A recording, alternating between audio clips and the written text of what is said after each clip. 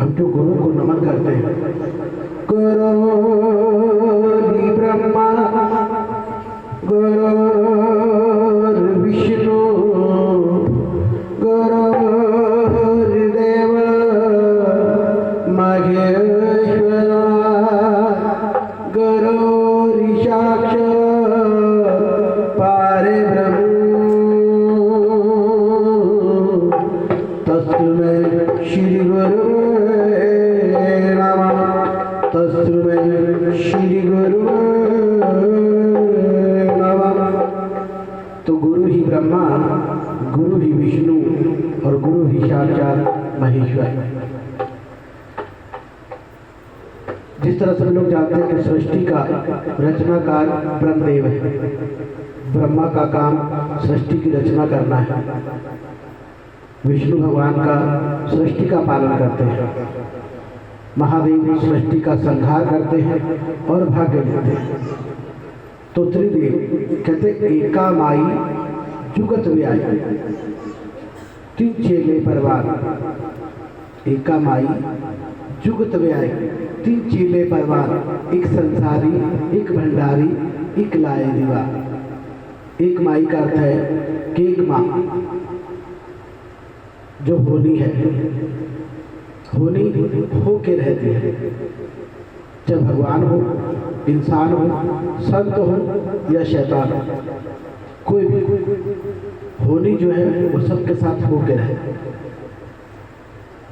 तो होनी के साथ जिसके तीन चेले ब्रह्मा विष्णु महेश, एका माई जुगत व्याई, तीन चेले परवार, एक संसारी, एक भंडारी, एक लाए दीवा। संसारी का अर्थात ब्रह्मा का है जिसने सृष्टि का निर्माण किया, भंडारी का जो पालन पोषण करते भगवान विष्णु, और एक लाए दीवान जो शमशानों में वास करते हैं, अर्थात मृत्यु के दाता। जीवन और मृत्यु जिनके हाथ में है, भाग्य जिनके हाथ में है, वो महादेव। तो तीनों अलग अलग। गुरु को तीनों की सुरक्षा क्यों दी गई? क्योंकि गुरु तीनों काम करते हैं। जन्म भी दे सकते हैं, मृत्यु भी दे सकते हैं, भाग्य को लिख भी सकते हैं और भाग्य को मिटा भी सकते हैं। इसलिए गुरु को तीनों समाये। वैसे तो 33 करोड़ देवी देवताओं ने मिलकर इस प्रभाव का, कलयुग में सभी लोग जानते हैं, अधिकतर मैं किसी के धर्म, जात पात पर या किसी पर ना तो किसी को निंदा करना चाहता और ना किसी को पर। संत गुरु चाहे छोटा हो या बड़ा हो, जिसके आगे गुरु शब्द लग जाता है वो महान हो जाता है। कई लोग कहते हैं मेरा गुरु ऐसा, मेरा गुरु ऐसा। गुरु किसी का अपना नहीं होता, गुरु तो सबका है। जो संत एक दूसरे संत की बुराई करता हो वो संत तो क्या, एक इंसान बनने के लायक नहीं। संत बनना तो बहुत ऊंची बात है। संत का अर्थ होता है कि सत्य का जो ज्ञान दे, जो परम पिता परमात्मा से मिला दे, अपने आप को भुलाकर और संसार को भूलकर केवल एक ही ज्ञान दे जो सत्य है। अपनी अपनी प्रथा को नहीं। एक संत कहता है चाय मत पी, चाय गलत है। दूसरा संत कहता है चाय पी लो, कोई बात नहीं। तीसरा कहता है मांस मत खाओ। चौथा कहता है कोई बात नहीं, खा लो, खुली छूट है। मन करे तो छोड़ दो, मन करे तो नहीं। ठीक है, मतलब हुआ। जो अपने शिष्य को अपनी बंदिश में बांध न सके वो संत नहीं है। हम कोई छोटा सा जानवर भी लाते हैं, पशु पक्षी भी लाते हैं, पक्षी भी लाते हैं तो उसके लिए पिंजरा लाते हैं, भाई उड़ ना जाए। गाय भैंस लाते हैं तो संघर्ष जंजीर साथ में लाते हैं, उसे बांध के रखते हैं। चराने में जाते हैं तो डंडा लेके उसके पीछे पीछे चलते हैं, जबकि वो हमारे अधीन है। लेकिन जिस मन को केवल 84 लाख योनियों में केवल एक इंसान ऐसी योनि है जो अपनी मन मर्जी की मालिक है, जिसे इस परम पिता परमात्मा ने अपना स्वरूप दिया। जैसे भगवान खुद है वैसा ही रूप उसने इंसान को दिया। 84 लाख योनियों में बाकी किसी को नहीं दिया, जो अपनी मन मर्जी से कहीं पर भी जा सकता है। और उसे ही यदि भक्ति के नियमों में बांधा ना जाए तो भक्ति कहाँ से कर लेगा? यूं परमपिता परमात्मा के नियम कैसे मान ले? हम लोग जब बच्चा बड़ा होने लगता है, जब वो थोड़ा सा भटकने लगता है, हम लोग क्या करते हैं? उसकी शादी कर दो, नाच डाल दो उसकी। जब बीवी आ जाएगी तो अपने आप डंडे से समझा बोलते बांधने की, भाई बीवी के डर से बच जाए या माँ बाप के डर से बच जाए, तो किसी को भी बांधना चाहता तो फिर परम पिता परमात्मा रूपी संत आजाद छोड़ करके किसी को कैसे भक्ति के मार्ग पर चला सकता है? ये तो गलत है। हम किसी संत से कहते हैं कि वो संत छोटा है, बड़ा है। हम इंसान की मैं को मिटाने के लिए पैदा हुए। परम पिता परमात्मा ने धरती पर हमें भेजा और हम अपनी मैं कर दें। मैं कहूँ कि मैं सबसे बड़ा गुरु मैं, मेरी बराबरी कोई करके दिखाए, तो मुझसे छोटा कोई है नहीं और मुझसे नीचा भी कोई है नहीं। खाली घड़ा बजता है, भरा हुआ घड़ा कभी नहीं बजा सकते आप। खाली घड़े की आवाज ही निकलती है। जिसके पास कुछ नहीं होता वो अपनी पढ़ाई बहुत सारी कर लेता है। पढ़ाई करने का मतलब नहीं होता, तारीफ करने का मतलब नहीं होता। गुरु का काम ज्ञान देने का है। किसी के धर्म को छोटा, किसी के धर्म को बड़ा, किसी के धर्म को अच्छा, किसी के धर्म को बुरा, ये कहना ही संत का काम नहीं है। चाहे ज्ञानी हो, पीर हो, संत हो, और भी हो, कोई भी, हिंदू मुस्लिम सिख ईसाई जब धरती पर आए सबका धर्म ऊंचा है और सबका धर्म बड़ा है। बस अपने अपने धर्म को मानकर इंसान आगे बढ़े तो सृष्टि में कभी भी बात होता ही नहीं और होगा भी नहीं। और संत का निर्माण मैंने बताया था कि प्रथा में किसी को ठेस नहीं। कलयुग में कोई भी देवी देवता धरती पर नहीं आ सकता, केवल अपने शक्तिपीठ पर ही विराजमान रहते हैं, बाकी धरती पर कहीं नहीं जा सकते। क्योंकि कलयुग ने जब अपनी तपस्या समाप्त की तो उसने 4 युग अकेले ही मांग लिए, अकेले। और महादेव ने वरदान भी दे दिया, क्योंकि त्रिदेव की खासियत है, कोई भी चाहे असुर हो या कोई भी हो, जब कोई इंसान वरदान मांगता है अपनी तपस्या करके तो उनको देना ही पड़ता। कलयुग ने अकेले ने 4 युग मांग लिए। 4 युग जितना सतयुग, त्रेता, द्वापर, ये तीनों रहे, इसने अकेले ने मांग लिए उतना समय।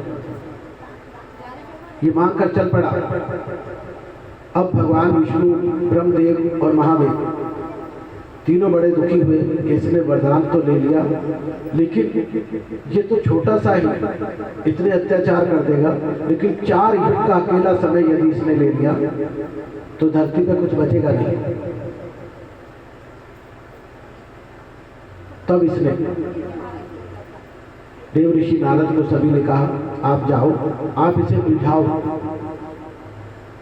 देव ऋषि नारद प्रभु आज्ञा से उसके पास चले गए और जब खुश होकर के कलयुग जा रहा था तो उनसे कहने लगे, और भैया आ गए, तपस्या पूरी हो गई? हाँ।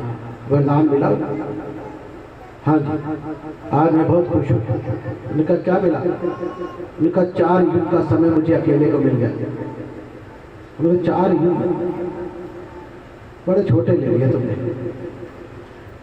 मुझे अच्छा ना लगा। गिनती करना, 1 2 3 4 खत्म हो गए। इतने साल तुमने तपस्या की और 4, बस तुम तो बेकार आदमी। मेरा हिसाब सुन, मैं तो कहता हूँ 14 सदी मांग, 14 सदी, 4 युग का मांगिए। गिनती कर, 1 सेकंड में लगता खत्म हो जाता। तो नहीं भाई, 4 युग तो बहुत बड़े होते हैं, 14 सदी तो बहुत कम होगी। उनका नहीं भाई, तो गिनती तो कर, 1 2 3 4 5, कहाँ 14 जाकर, कितना टाइम लग रहा है? उनका नहीं, फिर भी 14 सदी कम होते, 4 युग बहुत है। लेकिन देव ऋषि साथ साथ चलते चले गए। अरे भाई गिनती करके दे, आखिरकार उसे भ्रमित कर दी। उनका भगवान ने मेरे को लूट लिया, मैं तो फौरन चलता हूँ। भगवान से कहूँगा मुझे 4 युग नहीं चाहिए, 14 सदी हो। महादेव, भगवान विष्णु, ब्रह्मदेव वो तो इंतजार कर रहे थे कब आए हो। यहाँ से देव ऋषि नारद लेकर चल पड़े, भगवान के सामने जाकर कहने लगे भी मुझे 4 युग नहीं चाहिए, 14 सदी लो। भगवान ने कहा तथास्तु, मैं बदलता हूँ। अच्छा 14 सदी ले ली, चल पड़ा। अब जब चल पड़ा और चलते चलते रास्ते में शुक्राचार्य मिले, कहने लगे मूर्ख ये क्या करके आया? कहने लगा क्या करके? कहने लगा 4 वरदान में लिए थे वो वापिस देके 14 सदी लेके आया। शुक्राचार्य ने फिर धिक्कार दिया, मूर्ख ये क्या कराया? 14 सदी 1400 साल हो गए और 4 युग करोड़ों वर्ष का जीवन होता है। तब वो क्रोधित हो गया, गुस्से में आंखें लाल, फिर महादेव के पास लौटा। लेकिन वरदान सिर्फ एक ही बार मिलता है। जब लौट आया महादेव से कहने लगा भी मुझे 4 युग दीजिए। महादेव ने कहा ये कोई खेल नहीं है, वरदान एक ही बार दिया जाता है। दूसरी बार तुमने कहा फिर भी मैंने दे दिया, लेकिन अब नहीं बदला। तब कलयुग को क्रोध आया, तब उसने कहा ठीक है 14 सदी सही, लेकिन महादेव ये 14 सदी में यदि तुम त्रिदेवों को और 33 करोड़ देवी देवताओं को खून के आंसू नहीं रुला दिए तो मेरा नाम भी कल नहीं, कल युग। आज के बाद यदि कोई भी देवी देवता धरती पर आया तो जीवित वापस नहीं आएगा, चाहे तुम ही क्यों ना हो। तब धरती माता भी पहुंच गई। धरती ने कहा जब तक कलयुग 14 सदी तक इसने राज है, जब तक 14 सदी तक कलयुग रहेगा मैं कोई भी अनाज, फल, फूल, वनस्पति पैदा नहीं करूंगी। तब कलयुग ने चीख कर धरती से कहा तू होती कौन है पैदा न करने वाली? मैं तेरा सीना चीर कर और तेरी हलक से जहर भर के जो आज तक पैदा नहीं किया तूने वो शब्द भी निकलवा लो। और आप सब लोग जानते हैं पहले जो फसलें होती थी 2 फसल, गेहूं, धान, गोबर की खाद पड़ती थी, कोई बीमारियां, कोई रोग किसी को नहीं होता। आज फसल को पैदा करने से पहले जहर भरा जाता है, दवाइयाँ। एक ढक्कन भी आदमी उस दवाई को पी ले तो मर जाता है। लेकिन हम कितनी कितनी दवाइयों की छिड़काव करते हैं, फिर उन्हीं दवाइयों को खाते हैं और एक साल में 4-4, 5-5 फसलें उगा रहे हैं। दिन में फसल कटती है, रात को ट्रैक्टर चल जाता है, सुबह फिर फसल बो देते हैं, हवा नहीं लगती। तो जो जीव जंतु, कीड़े मकोड़े धरती के अंदर, उन्हें मरने का अवसर नहीं मिलता।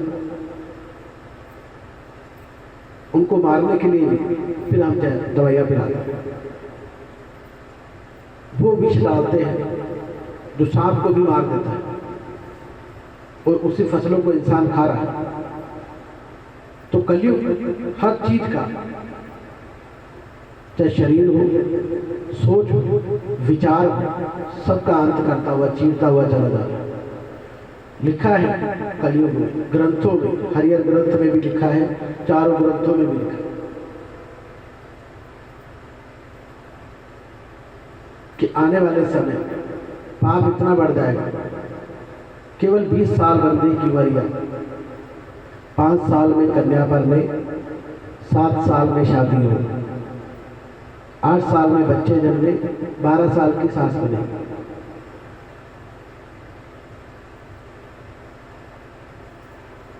ऐसा कलयुग है। नारी न धर्म विचार करेगी पर पुरुषों से प्यार करेगी। मैली कुचैली रहे सुहागन और विधवा साथ श्रृंगार करेगी। और ये चल रहा है।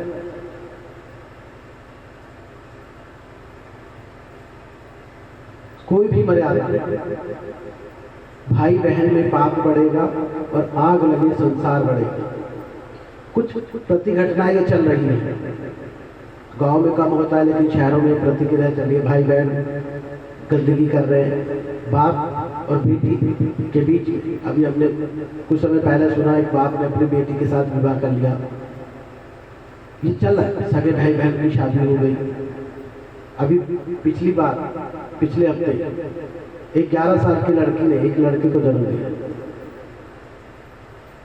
ये शुरुआत, अभी पूरा कलयुग चला नहीं है, अभी घुटनों के बल उठकर खड़ा हो जब घोर कलयुग है। घोर कलयुग की बात है।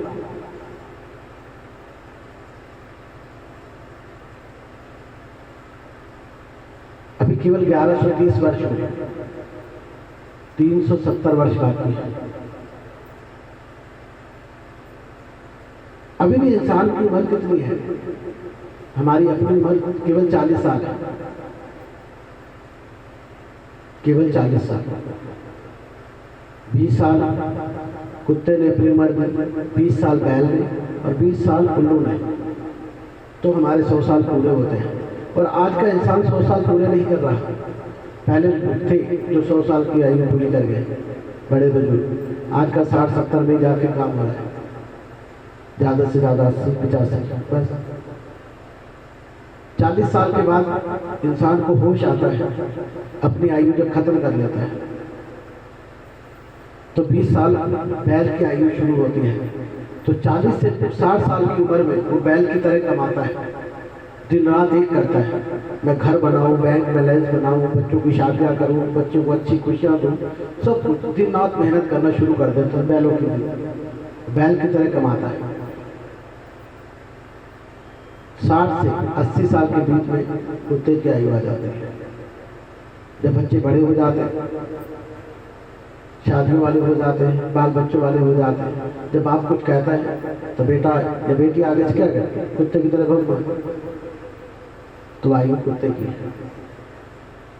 80 साल के बाद उल्लू क्या है, केवल बैठ जाता है, उसे कुछ दिखाई नहीं देता। जब हम कुछ बताते, कोई मेहमान आता है तो वो देखता रह जाता है, ताकता रहता है। फिर हम बताते, अम्मा बाबा ये तुम्हारा पोता है, पता?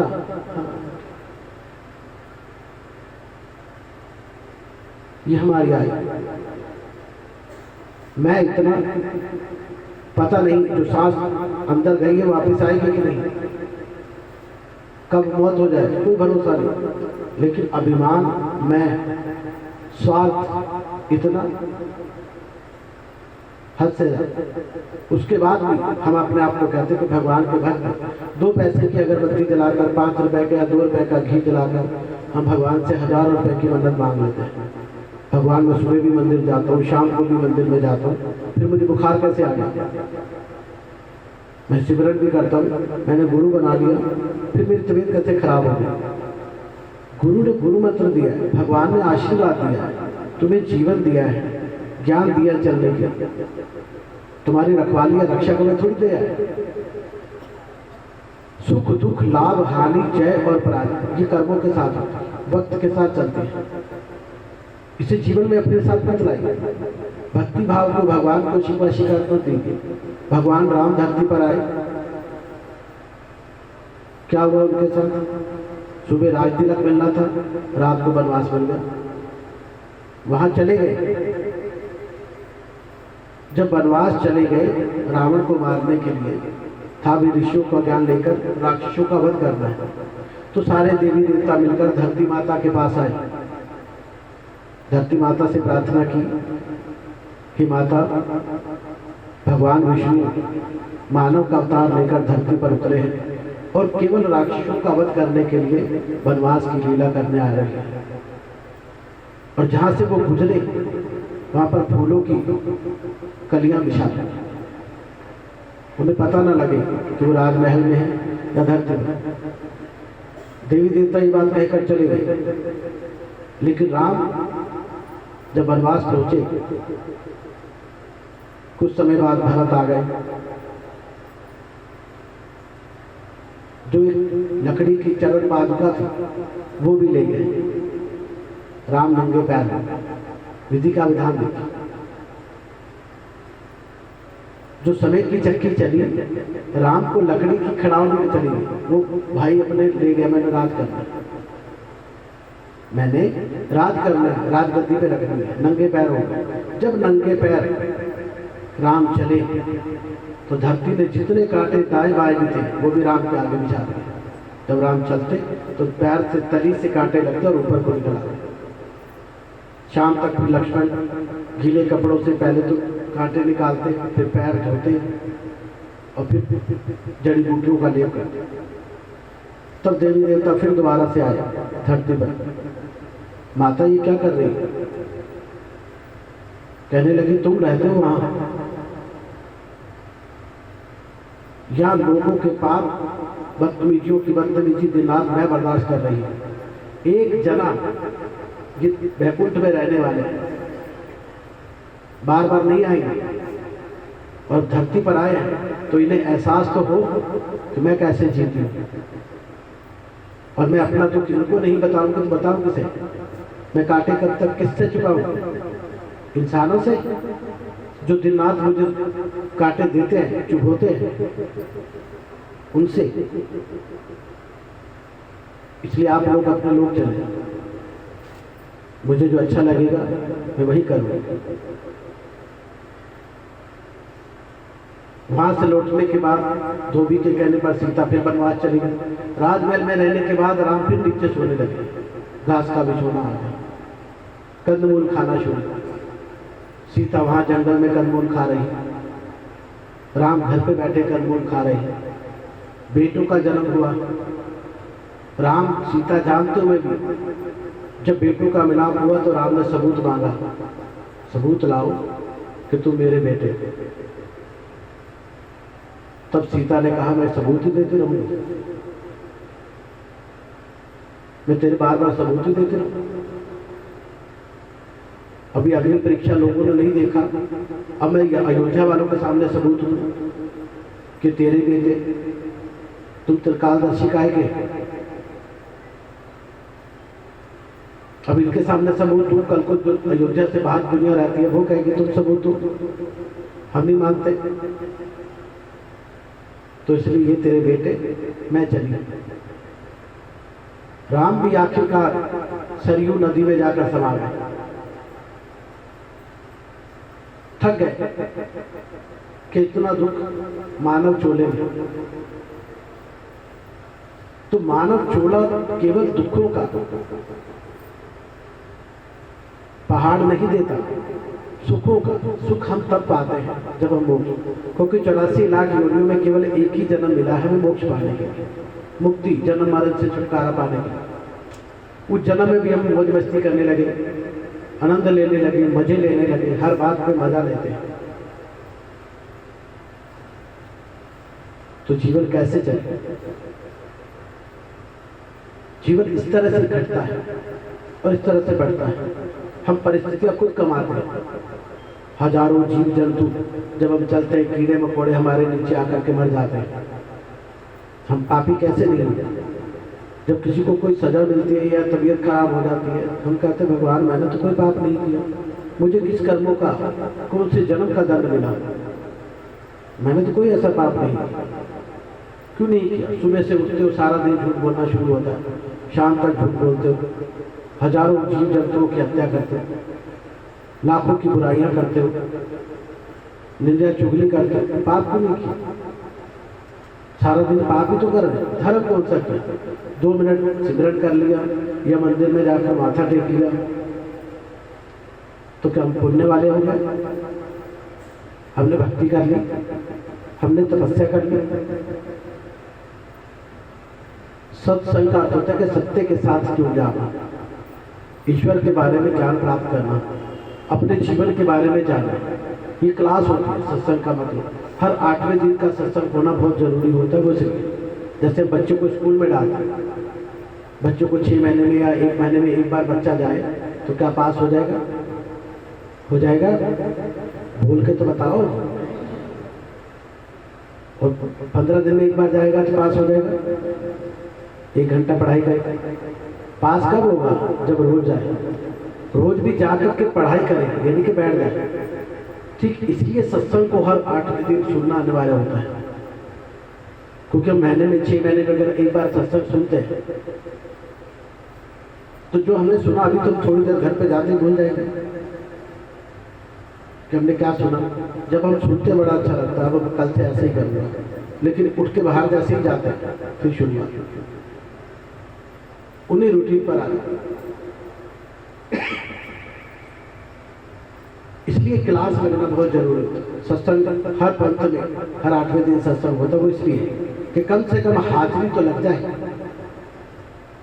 हमारा रिजल्ट भले 0 हो, लेकिन जब हाजिरी देखी जाए तो हाजिरी से तो हम पास हो जाए। फर्स्ट सेकंड थर्ड आना तो बात की बात, कम से कम हम स्कूल में भर्ती रहने के लायक तो बन सके। कह तो सके स्कूल में तो आते हैं, पढ़ाई लिखाई नहीं करेंगे वो तो अलग बात, स्कूल में आ तो रहे, मास्टर का टीचर का लेक्चर सुन तो रहे, बस इतने का। तो हम टीचर की गुरु की नजर में है, सामने है, भी आता है,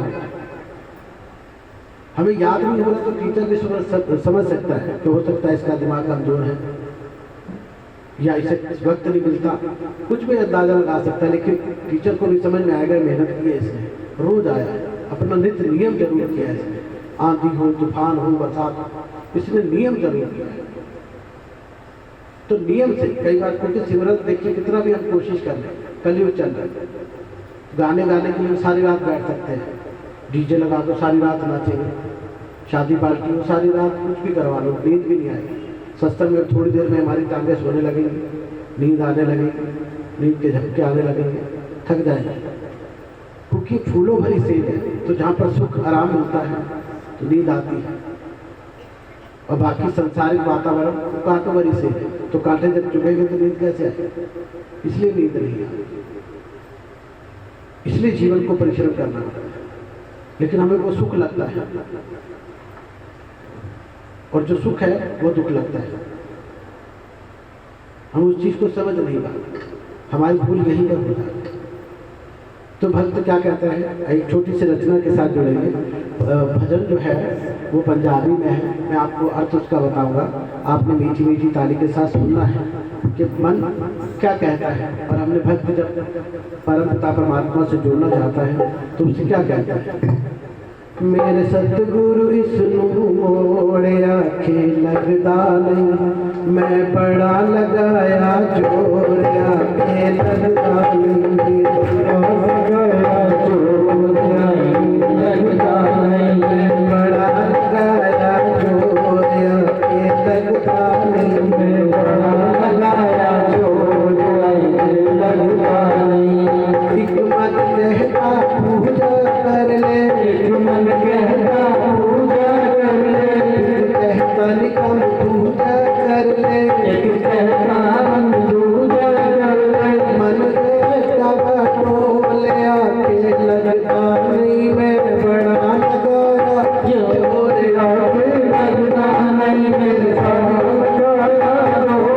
आके लगता नहीं, मेरे लगता नहीं, मेरे सतगुरु इसनू मोड़ आके लगता नहीं, मेरे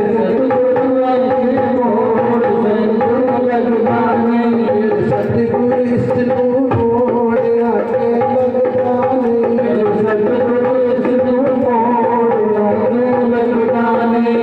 एक मन कहता सत्संग चलिए, एक मन कहता सत्संग चलिए, एक कहता नहीं अंदर चलिए, एक कहता नहीं अंदर चलिए, एक मन कहता सत्संग चलिए, एक मन कहता सत्संग चलिए, एक कहता नहीं अंदर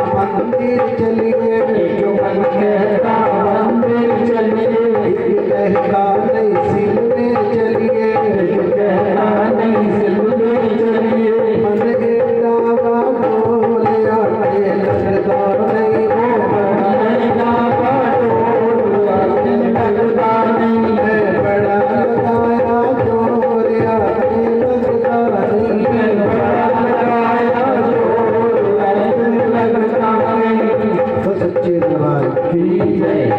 भक्त कहता है हे सतगुरु मेरे मन को मोड़ और मेरे मन को बांध। एक मन कहता है पूजा कर ले, एक कहता है काम और कोई दूसरा कर ले, पूजा तो करते रहे। मेरा अपने ही मन मुझे दो जगह बांट देता है और पूजा वाला मन फीका पड़ जाता है, और जो दूसरा है संसारिक में फंसा हुआ वो मुझे संसार में फंसा देता है। हे मेरे स्वामी, मैं तुझसे बार बार प्रार्थना करता हूँ मेरे मन को बांधो, मेरे मन को समझा। एक मन कहता सत्संग चलिए, एक कहता नहीं अंदर चलिए। एक मन तो कहता चलो सत्संग सुनते हैं, चलते हैं, सत्संग में बैठेंगे, ज्ञान प्राप्त करेंगे। एक मन कहता है नहीं अंदर बैठो, गप्पे मारो, सो जाओ, मौज मस्ती करो, कुछ नहीं है। वो सिर के ऊपर से निकलने वाली बात है। इसलिए मैं बड़ा दुखी हूँ, मेरा मन है डावाड, मेरा मन जो भटक रहा है। इसलिए उसे स्वामी मेरी विनती है उसे बात। एक मन कहता मंदिर चलिए, एक कहता नहीं सिलमे चलिए। सिलमे का अर्थ है पिक्चर घर, पिक्चर हॉल। एक मन कहता मंदिर चलते हैं, माथा टेकते हैं, प्रसाद चढ़ाते हैं, एक कहता नहीं पिक्चर देख कर आते हैं, पिक्चर बढ़िया लगी। तो पिक्चर वाला मन पूरा हो जाता है, मंदिर वाला पीछे रहे। इसी तरह हर बार मेरा मन मेरी आत्मा की आवाज़ को सुनने के लिए पीछे हट जाता है और मेरी आत्मा दब कर रह जाती है। मैंने दिन रात कोशिश की है, मैं बड़ा लगाया जोर आँखें लगदा नहीं। मैंने दिन रात कोशिश की है, लेकिन मेरा मन मेरे काबू में नहीं, मेरी सुनने को तैयार ही नहीं। इसलिए मैं स्वामी मेरे सतगुरु इसनू मोड़ आँखें लगदा नहीं। तो स्वामी एक तुम्हारे पास लाठी है जो मेरे मन को बजा सकते हो, ठोक सकते हो, पीठ ठोक कर बजा सकते हो और इसे सीधे रास्ते पे ला सकते हो। अगर आपके रस में भी नहीं है और भक्त को गुरु का डर नहीं है, वो भक्त नहीं है, वो कभी भी मोक्ष प्राप्त नहीं कर सकता और वो भक्ति प्राप्त नहीं कर सकता। इसलिए जीवन को जानने के लिए स्वयं भुलाना बहुत जरूरी होता है। हमें कुछ पाना है तो अपने आप को पहले भुलाना पड़ेगा, तभी जाकर के कुछ होता है। बिना उसके कभी नहीं है। जीवन को रचना दीजिए, जीवन को जानने की कोशिश कीजिए, जीवन को पहचानने की कोशिश कीजिए कि जीवन है क्या, जीवन क्यों है। कहते हैं मंदिर मस्जिद में भगवान नहीं है, अगर मन में है। अगर आपका मन साफ है तो हर जगह मंदिर चले जाओ, मस्जिद चले जाओ, गुरुद्वारे चले जाओ, गिरजा चले जाओ, भगवान सब एक ही है। कोई अल्लाह कहकर बुलाता है, कोई राम, कोई वाहिगुरु, कोई गॉड, लेकिन नाम अलग है। परमात्मा की ज्योत एक है हर चीज में। कहते परमात्मा किसके साथ नहीं है? बुरे आदमियों को परमात्मा देता जरूर है, लेकिन बुरे आदमी का साथ कभी नहीं देता। अच्छे इंसान को परमात्मा भले देना, लेकिन साथ उसका हमेशा रखता है, उसके साथ हमेशा चलता है। कहते जो अच्छा आदमी होता है वो निर्धन भी रहता है, मजबूर भी रहता है, परेशान, लेकिन परमपिता परमात्मा से अकेला कभी नहीं छोड़ता। गलत काम करने वाले को भले धन दौलत दे दे, लेकिन उसका साथ कभी नहीं दे। इसलिए परमपिता परमात्मा सबके साथ, जीव जंतुओं में, हर किसी में परमपिता परमात्मा का अंश जो आत्मा है वो परमपिता परमात्मा है। तो आत्मा किसमें नहीं है? पेड़ पौधों में नहीं है, घास में नहीं है। तो परमपिता परमात्मा हमारे साथ साथ दुख में भी हमारा साथ है और सुख में भी, अच्छाई में भी और बुराई में, घर में भी और बाहर, हर जगह परमपिता परमात्मा किसी न किसी रूप में हमारे साथ है। जब आत्मा परमपिता परमात्मा के हमारे शरीर में विराजमान है तो परमपिता परमात्मा हमारे साथ है। कहते 1,84 यून बनाए, सब में अपनी ज्योत समाई, फिर भी वन सुवर्ण निमेवारी जावा साहिब जिना देना। मैं बलिहारे जाऊं उन संतों की जिनकी परमपिता परमात्मा सुनते हैं, जिनकी परमपिता परमात्मा मानते हैं, उनके मैं वारी जाऊं और उनके चरण धो धो कर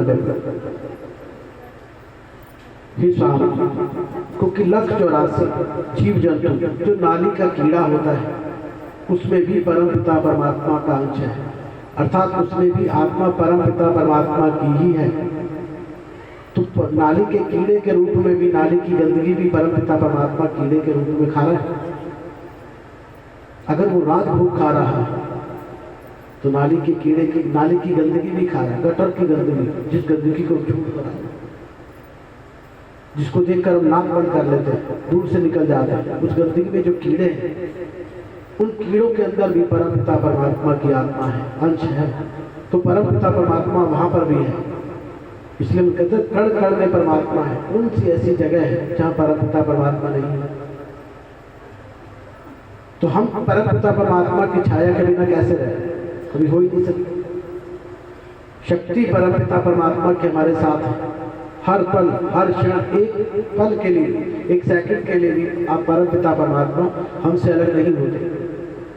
हमें परम पिता परमात्मा ने आंखें दी हैं जो मानस रूप इस मिट्टी के शरीर में है, लेकिन देखने की क्या है? शक्ति। जब देखने की शक्ति खत्म हो जाती है तो हम क्या हो जाते हैं? अंधे। कानों के सुनने की शक्ति है तो शक्ति क्या है? परम पिता परमात्मा। जब कानों के सुनने की शक्ति खत्म हो जाती है तो हम क्या हो जाते हैं? बहरे। हाथ पैरों के चलने की शक्ति तो हम अपाहिज हो जाते हैं। खाने की शक्ति खत्म हो जाती है तो हम बीमार हो जाते हैं। हर चीज की शक्ति तो है, उठने की, सोने की, खाने की, पीने की, चलने की, बैठने की, गाने की, देखने की, हर चीज की। तो हर चीज परम पिता परमात्मा अपने रूप से चला और हर चीज में हमारे साथ है। जब हम दिल से एक बार भी राम कहते हैं तो हमारे शरीर में 84 लाख छेद है, चाहे छोटा हो या बड़ा, 84 लाख। दिल से निकली हुई एक बार की आवाज भी 84 लाख बार निकलती है। इसलिए वो परम पिता परमात्मा तक पहुंच जाती है, क्योंकि 84 कोस दूर परम पिता परमात्मा की अदालत का दरवाजा खुल जाता है। 84 कोस की परिक्रमा होती है। 84 रास्तों से गुजरकर हम मोक्ष के दरवाजे पर पहुंचते हैं। तो वो 84 लाख छेद जब एक बार दिल से राम, तो 84 लाख बार राम राम राम राम। एक बार हम ओम कहेंगे तो 84 लाख बार। वो ओम का प्रभाव हमारे जीवन को संवार देता है, जीवन को बना देता है। इसलिए वो काम करता है। राम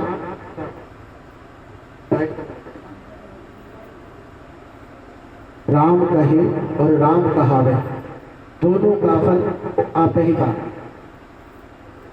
राम कहे और राम कहावे, दोनों का फल आप ही का। हम जब सामने वाले को कहते हैं राम राम भैया, वो भी कहता है राम राम। कितनी बार हो गया? 4 बार। 4 धाम की यात्रा केवल एक बार सच्चे दिल से राम राम, कुछ नहीं लगा, खड़े खड़े। लेकिन सब कुछ प्रथा समाप्त होती जा रही है। अब हम क्या करते हैं? हेलो, हाय और नमस्कार, ठीक हो,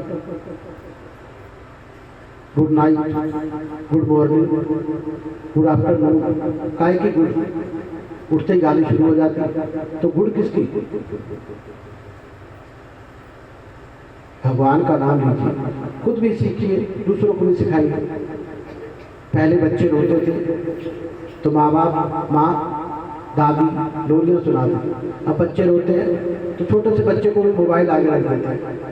तो थोड़ा सा बड़ा होता है फिर मोबाइल नहीं छोड़ता, जरा सा छीनो, खून मिलेगा। आखिरकार माँ बाप हार के लिए भी पकड़ जान छोड़। सिखाया किसने? हमने। और जब वो तंग करेंगे फिर कहेंगे बच्चे बड़े परेशान करते, बड़े दुखी। दुखी किया किसने? हमने। क्योंकि हम आराम चाहते हैं, काम नहीं करना चाहते। आलस जब हम खुद भर रहे हैं अपने शरीर में तो सवारेगा कौन? परम पिता परमात्मा आकर थोड़ी सवारेगा। आदत बनाइए हर चीज की। जब संसार में आया है सुख भी भोगो, लेकिन उतना जो शरीर को जायज कर दे, उतना नहीं कि आपका शरीर बेकार कर दे, उतना नहीं कि माहौल खराब कर दे, उतना नहीं कि परिवार का नाश मार दे, उतना नहीं कि परिवार में दरार डाल दें, उतना नहीं कि बच्चों और माँ बाप के बीच में प्यार खत्म हो जाए, इतना मत। और यही परिस्थितियां हैं कि आज हम कुछ नहीं जानते। बच्चे अपने मोबाइल पर अलग बैठे होते हैं, हम अलग बैठे होते हैं, परिवार इकट्ठा करके बैठा ही नहीं। पहले लोग इकट्ठे बैठ करके खाना खाते, नानी खिलाती थी, सब पूरा परिवार इकट्ठा बैठता था, प्यार भी बढ़ता। अब हम आटा भी कूटते तो टीवी चलता होता है, साथ में गुनगुनाते हैं गाने, टीवी को देखते देखते खाना खाते। तो क्या पता कैसा सीन चल रहा है, खाना खा रहे टीवी को देखते देखते, तो वो सारी जो सामने करते देख रहे हैं वो पेट में तो जा रही है, तो जाकर हृदय पे असर तो करेगी। तो सोच वैसे, जैसा गोश्त वैसी सोच, तो जैसा भोजन खाएंगे आत्मा का रोग वैसा ही हो जाएगा। आत्मा के बाद हम सुनते नहीं हैं, फिर हम कहते परम पिता परमात्मा मेरा मन ही नहीं लगता, भक्ति सिमरन पे बैठा नहीं जाता, भक्ति होती नहीं है, कृपा होती नहीं, कृपा मांगी कर। इन चीजों के आगे हम खुद बने, हमने आपको बनाया है, हम कहीं पर भी चले जाएंगे। आजकल तो फैशन हो गया, किसी के घर पे मोबाइल हाथ में होता है, जिसके घर गए उसके भी हाथ, अपने अपने फोन चलते रहते हैं। अच्छा जी, और ठीक हो भाई साहब? हाँ ठीक, अच्छा बैठिए। वह पानी पिया, वह पानी, चाय भी ठंडी हो जाती है लेकिन फोन नहीं हटता, देखा वो घंटा हो गया। अच्छा भाई साहब चलते, करने के आए थे, फोन दिखा ले अपना, फोन में जब से आए हो तब से फोन में बैठे हो। तुमने पूछा नहीं मरने वाला मरा है या जिंदा वाला बैठा है, या जिसका पता करना है वो बीमार था, कैसे हुआ, क्या हुआ, कुछ पता नहीं, अपना फोन देखा फिर चल पड़े। ये रिश्तेदारी है। पहले कहीं पर विवाह होता था तो 8 दिन पहले मेहमान आ जाते थे, अब हम शादियां भी गार्डन में जाकर करते हैं, उनको एड्रेस दे देते हैं कार्ड पर, लोकेशन भी भेज देते हैं, सीधा गार्डन में पहुंचो, लिफाफा दो, सीधा वहीं से अपने घर जाओ, घर पे सफाई ना होती भैया। तो कौन सी रिश्तेदारी, प्यार कहाँ से आएगा, कौन सा रिश्ता है, प्यार है कहाँ, देगा कौन, लाएंगे कहाँ से, मोल नहीं मिलता है, पैदा किया जाता है दिल से। जब हम अपने आप को समय नहीं दे रहे तो भगवान या गुरु को कहाँ से दे देंगे। हम अपने आप के लिए नहीं जी पा रहे तो सत्संग या भक्ति के लिए कहाँ से जिएंगे। भाई यही कारण है कि आज हर इंसान अधोगति में जा रहा है, जितने जीवित हैं उससे प्रेत आत्मा घूम रही है, क्योंकि मोक्ष हम करते नहीं। पहले 13वीं पर ही 13वीं होती थी, 40 दिन तक बच्चे घर से बाहर नहीं जाते, अब तो तीसरे दिन 13वीं करके भेज देते, ये रुकने का टाइम नहीं। 40 दिन तो उस आत्मा को पहुंचते हैं धर्मराज की अदालत में पहुंचने के लिए, 40 दिन लग जाते हैं। क्या तीसरे दिन ही काम खत्म हो जाता है तो आत्मा रास्ते से वापस हो जाती है। अच्छा चल ठीक है,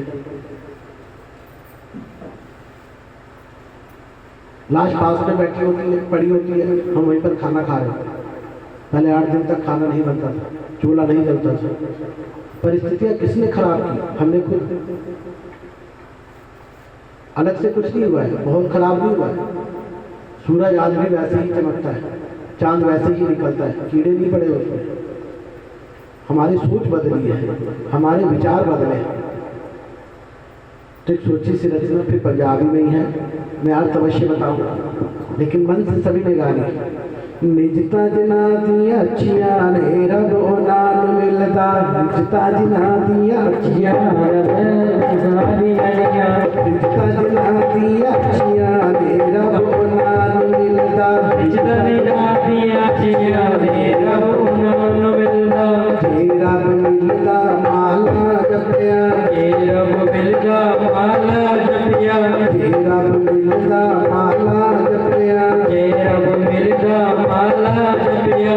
घर घर घर घर घर घर घर घर माला रखिया ने रब नाल मिलदा, घर